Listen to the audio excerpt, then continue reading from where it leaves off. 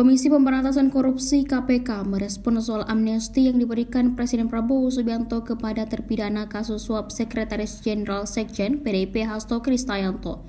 Wakil Ketua KPK, Johannes Tahanak, dilansir dari Kompas.com, mengatakan amnesti hanya menghapus hukuman yang diputus pengadilan. Tapi Hasto tetap dinyatakan bersalah karena melakukan tindakan pidana korupsi atau bahasa lainnya koruptor. Menurut Johannes, amnesti adalah bagian dari kebijakan yang diberikan oleh Presiden kepada terdakwa atau terpidana berdasarkan hak yang dimiliki dengan memperhatikan pertimbangan dari DPR, sebagaimana diatur dalam ketentuan pasal 14 ayat 2 Undang-Undang Dasar 1945. Dalam artian, Hasto hanya tidak menjalankan hukuman penjara, tapi tetap disebut bersalah karena korupsi. Soal kapan Hasto akan dibebaskan dari rumah tahanan KPK, Johannes mengatakan KPK bisa mengeluarkan Hasto setelah menerima surat keputusan amnesti dari Presiden yang telah disetujui di DPR. Johannes mengatakan hingga saat ini KPK belum menerima surat tersebut.